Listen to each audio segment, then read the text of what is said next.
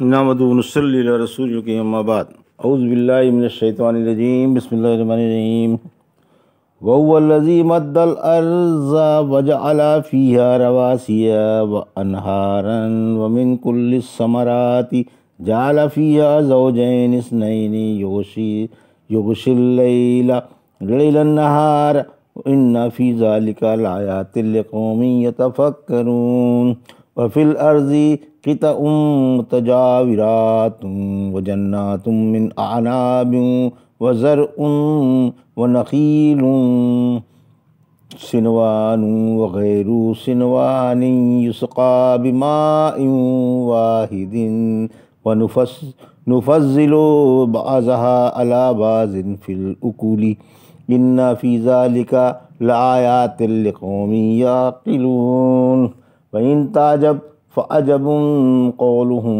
أَإِذَا كُنَّا تُرَابًا أَإِنَّا لَفِي خَلْقٍ جَدِيدٍ أُولَٰئِكَ الَّذِينَ كَفَرُوا بِرَبِّهِمْ وَأُولَٰئِكَ الْأَغْلَالُ فِي أَعْنَاقِهِمْ وَأُولَٰئِكَ أَصْحَابُ النَّارِ هُمْ فِيهَا خَالِدُونَ وَيَسْتَعْجِلُونَكَ بِالسَّيِّئَةِ قَبْلَ الْحَسَنَةِ وَقَدْ خَلَتْ مِنْ قَبْلِهِمُ الْمَثُلَاتُ وَإِنَّ رَبَّكَ لَذُو مَغْفِرَةٍ لِلنَّاسِ عَلَىٰ ظُلْمِهِمْ وَإِنَّ رَبَّكَ لَشَدِيدُ الْعِقَابِ۔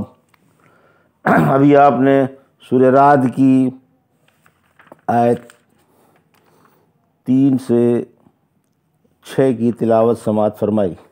ان آیتوں کا ترجمہ اور تفسیر اس طرح ہے: وَهُوَ الَّذِي مَدَّ الْأَرْضَ وَجَعَلَ فِيهَا رَوَاسِيَ وَأَنْهَارًا وَمِنْ كُلِّ الثَّمَرَاتِ جَعَلَ فِيهَا زَوْجَيْنِ اثْنَيْنِ يُغْشِي اللَّيْلَ النَّهَارَ إِنَّ فِي ذَلِكَ لَآيَاتٍ لِقَوْمٍ يَتَفَكَّرُونَ۔ آیت 3: وَفِي الْأَرْضِ قِطَعٌ مُتَجَاوِرَاتٌ وَجَنَّاتٌ مِّنْ أَعْنَابٍ وَزَرْعٌ وَنَخِيلٌ صِنْوَانٌ وَغَيْرُ صِنْوَانٍ يُسْقَىٰ بِمَاءٍ وَاحِدٍ وَنُفَضِّلُ بَعْضَهَا عَلَىٰ بَعْضٍ فِي الْأُكُلِ إِنَّ فِي ذَلِكَ لَآيَاتٍ لِقَوْمٍ يَعْقِلُونَ۔ آیت 4: ترجمہ: وہی جس نے زمین پھیلا کر بچھا دی اور اس پر پہاڑ اور دریا اور ہر طرح کے پھلوں کے دوہرے جوڑے پیدا کر دیے، وہی دن پر رات کا پردہ ڈال دیتا ہے۔ بلا شبہ غور کرنے والوں کے لیے اس میں بھی بڑی بڑی دلیلیں ہیں، اور زمین میں ملے جلے قطعے ہیں اور انگوروں کے باغ ہیں، کھیتی ہے اور شاخدار اور غیر شاخدار کھجوریں ہیں۔ سب کو ایک ہی پانی دیا جاتا ہے، مگر ہم پھلوں میں ایک کو دوسرے پر فوقیت دے دیتے ہیں۔ واقعی ان تمام باتوں میں بھی ارباب ہوش کے لیے بڑے بڑے دلائل ہیں۔ یہ تھا ترجمہ سورہ رعد کی آیت 3 اور 4 کا۔ تفسیر: عالم علوی اور سفلی میں دلائل توحید بکھرے ہوئے ہیں، یعنی عالم سفلی میں بھی اللہ ہی کی قدرت، حکمت اور احکام کار فرما ہے۔ اسی نے زمین طول و عرض میں پھیلا کر بچھا دی، پھر اس پر سر بفلک پہاڑوں کی میخیں ٹھونک دیں اور اس پر دریا، نہریں، ندیاں، نالے اور چشمے بہا دیے، تاکہ ان سے زمین پر پیدا ہونے والی کھیتیوں اور باغات کو میٹھا پانی ملے اور ان سے طرح طرح کے پھل پیدا ہوں، جن کے رنگ، شکلیں، مزے اور خوشبوئیں جدا گانہ ہیں۔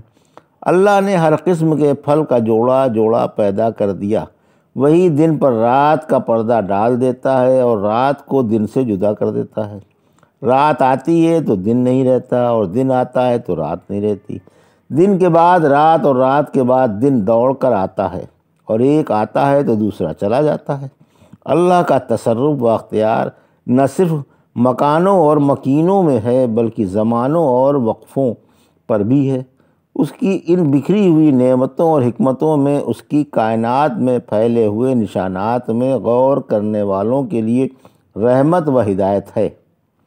آیت 4: زمین کے ملے جلے قطعات پر غور کرو، اور ایک زرخیر و نفع بخش تو ایک بنجر و ناکارہ، ایک سرخ ہے تو ایک سفید، ایک سیاہ ہے تو ایک زرد، ایک سخت ہے تو ایک نرم، اور ایک ریتیلا ہے تو ایک پتھریلا۔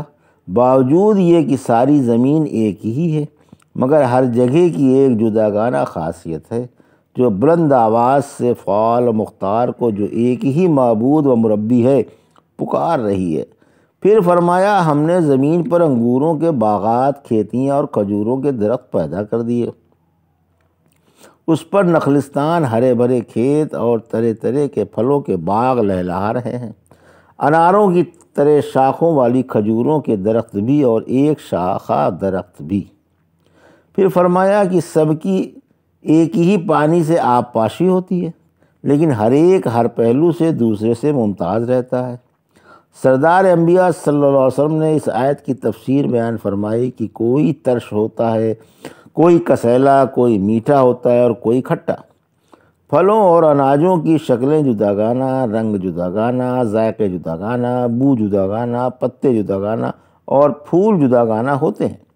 کوئی انتہائی میٹھا اور کوئی انتہائی کھٹا، کوئی انتہائی کڑوا اور کوئی انتہائی میٹھا، کوئی انتہائی لذیذ اور کوئی کمال بدمزہ۔ پھر ایک ہی پھل کے مختلف حالتوں میں مختلف ذائقے، مختلف رنگ و روپ، کوئی زرد، کوئی سرخ، کوئی سفید، کوئی سیاہ، کوئی نیلا اور کوئی سبز۔ اسی طرح پھولوں کے اور کلیوں کے مختلف رنگ و روپ، باوجود یہ کہ سب ایک ہی غذا سے زندہ ہیں، مگر پھر بھی ان میں اس قدر وسیع اختلافات ہیں کہ انہیں علم کا دامن بھی سمیٹ نہیں سکتا اور شمار و ضبط میں نہیں آ سکتے۔ ان تمام چیزوں میں بھی اللہ کی قدرت کی اور اس کے یکتا ہونے کے بے شمار نشانیاں ہیں، مگر اس کے لیے جو غور و فکر کرے اور سوچے سمجھے۔ اللہ ہی ان سب کا خالق ہے، اسی نے سب کو ہر پہلو سے جداگانہ بنایا اور ہر ایک کو اپنی منشا کے مطابق پیدا کیا۔ وَإِن تَعْجَبْ فَعَجَبٌ قَوْلُهُمْ إِذَا كُنَّا تُرَابًا أَإِنَّا لَفِي خَلْقٍ جَدِيدٍ أُولَٰئِكَ الَّذِينَ كَفَرُوا بِرَبِّهِمْ وَأُولَٰئِكَ الْأَغْلَالُ فِي أَعْنَاقِهِمْ وَأُولَٰئِكَ أَصْحَابُ النَّارِ هُمْ فِيهَا خَالِدُونَ۔ آیت 5 ترجمہ۔ اگر آپ کو تعجب ہو تو ان کی یہ بات تعجب ہی کے لائق ہے کہ جب ہم مٹی بن جائیں گے تو کیا ہم واقعی ایک نئی پیدائش میں منتقل ہوں گے؟ انہی لوگوں نے اپنے رب کو نہیں مانا، انہی کی گردنوں میں طوق ہوں گے اور یہی جہنمی ہیں جہاں یہ ہمیشہ ہمیشہ رہیں گے۔ یہ ترجمہ تھا آیت 5 کا۔ تفسیر۔ زندگی بعد الموت کا انکار تعجب خیز ہے۔ اے نبی، اگر آپ کو تعجب ہے تو بجائے مشرکوں کی باتیں تعجب کے قابل ہی ہیں۔ اگر کسی کو کوئی تعجب خیز بات سننی ہو تو مشرکوں کی باتیں سنیں کہ یہ باوجود یہ کہ کائنات میں اللہ کی قدرت و توحید کی بکھری ہوئی بے شمار نشانیاں دیکھ رہے ہیں اور اس بات کے بھی معترف ہیں کہ اللہ ہی ہر چیز کا ایجاد کرنے والا ہے، مگر پھر بھی زندگی بعد الموت کو نہیں مانتے اور اللہ کی خبر پر ایمان نہیں لاتے، حالانکہ جسے یہ جھٹلا رہے ہیں اس سے زیادہ حیرت انگیز ایجاد کا مشاہدہ کر چکے ہیں۔ ایک موٹی عقل والا بھی جانتا ہے کہ زمین و آسمان کی پیدائش کے مقابلے میں انسان کی پیدائش کچھ بھی نہیں، پھر ابتدائی پیدائش کے مقابلے میں دوسری پیدائش کچھ نہیں۔ سورہ اعقاف کی آیت 33 میں فرمایا کیا انہوں نے دیکھا نہیں کہ اللہ جس نے آسمان و زمین بنائے اور ان کے پیدا کرنے سے تھکا نہیں، کیا وہ مردوں کے زندہ کرنے پر قدرت نہیں رکھتا؟ کیوں نہیں، ضرور رکھتا ہے، بلکہ وہ تو ہر چیز پر قادر ہے۔ پھر زندگی بعد الموت کو نہ ماننے والوں کے خوفناک انجام کا بیان ہے کہ ایسے لوگ کافر و بے ایمان ہیں، ان کی گردنوں میں آگ کے طوق ہوں گے جن سے انہیں گھسیٹ کر جہنم میں دھکا دے دیا جائے گا، اور یہی ازلی جہنمی ہیں، نہ وہاں سے منتقل ہو سکتے ہیں اور نہ سرک سکتے ہیں۔ وَيَسْتَعْجِلُونَكَ بِالسَّيِّئَةِ قبل الحسنۃ وقد خلت من قبلهم المثلات وإن ربك لذو مغفرۃ للناس علی ظلمهم وإن ربك لشدید العقاب۔ آیت 6 ترجمہ۔ یہ آپ سے عافیت سے پہلے ہی عذاب کی جلدی مچا رہے ہیں، حالانکہ ان سے پہلے عذابوں کی بہت سی مثالیں گزر چکی ہیں۔ یقیناً آپ کا رب لوگوں کی نالائق حرکات کے باوجود بھی ان کے حق میں بڑی بخشش والا ہے، اور واقعی آپ کا رب سخت عذاب والا بھی ہے۔ یہ ترجمہ تھا آیت 6 کا۔ تفسیر۔ کافر عذاب کی جلدی مچا رہے ہیں، یعنی اے نبی صلی اللہ علیہ وسلم، یہ آپ کو جھٹلانے والے عافیت سے پہلے عذاب کی جلدی مچا رہے ہیں۔ ان کو جھٹلانے والوں نے کہا، اے وہ شخص جو اللہ کے ذکر کے اتارے جانے کا دعوے دار ہے، بلا شبہ تو پاگل ہے۔ اگر تو سچا ہے تو ہمارے پاس عذاب کے فرشتے کیوں نہیں لے آتا؟ ہم فرشتوں کو عذاب ہی کے ساتھ اتارتے ہیں، اور عذاب آنے کے بعد پھر انہیں مہلت نہیں دی جاتی۔ سورہ عنکبوت کی آیت 53-54 میں فرمایا، یہ آپ سے عذاب کی جلدی مچا رہے ہیں، اگر ایک مقررہ مدت نہ ہوتی تو ان کے پاس عذاب پہنچ بھی گیا ہوتا، اور عذاب تو ان پر بے خبری میں اچانک ٹوٹ پڑے گا۔ یہ عذاب کی جلدی مچا رہے ہیں، حالانکہ ان بے ایمانوں کو جہنم کے شعلے گھیرے ہوئے ہیں۔ پھر فرمایا کہ ان سے پہلے عذاب کی مثالیں گزر چکی ہیں۔ ہم نے پہلی بے ایمان قوموں پر اپنا عذاب بھیجا اور انہیں نصیحت ماننے والوں کے لیے باعث عبرت بنا دیا۔ اللہ کی صفت حلم معنی عذاب ہے۔ پھر فرمایا کہ اللہ کی بردباری اور اس کی صفت عفو و کرم آڑے نہ آتی تو فوراً عذاب آ جاتا۔ سورہ فاطر کی آیت 45 میں فرمایا، اگر اللہ لوگوں کو ان کے گناہوں کی وجہ سے پکڑتا تو روئے زمین پر کوئی چلنے والا نہ چھوڑتا۔ پھر فرمایا کہ لوگوں، میں اللہ کی صفت مغفرت کار فرما ہے، وہ ان کے گناہوں سے درگزر کر کے ان پر پردہ ڈال دیتا ہے اور انہیں معاف فرما دیتا ہے، باوجود یہ کہ لوگ دن رات صبح شام ہر لمحے اور ہر گھڑی اس کی نافرمانیاں کرتے ہیں، مگر وہ مہلت ہی دیتا ہے کہ انسان اب بھی باز آ جائے اور توبہ کر لے۔ پھر امید کے بعد خوف یاد دلایا کہ آپ کا رب بڑے خوفناک عذاب والا ہے۔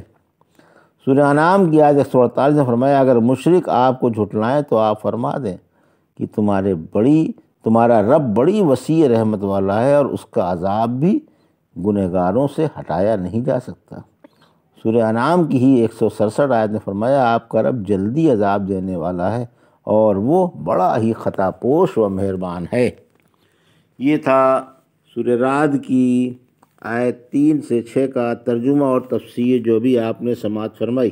بارک اللہ لی و لکم فی القرآن الحکیم ونفعنا ایاکم بآیات الذکر الحکیم۔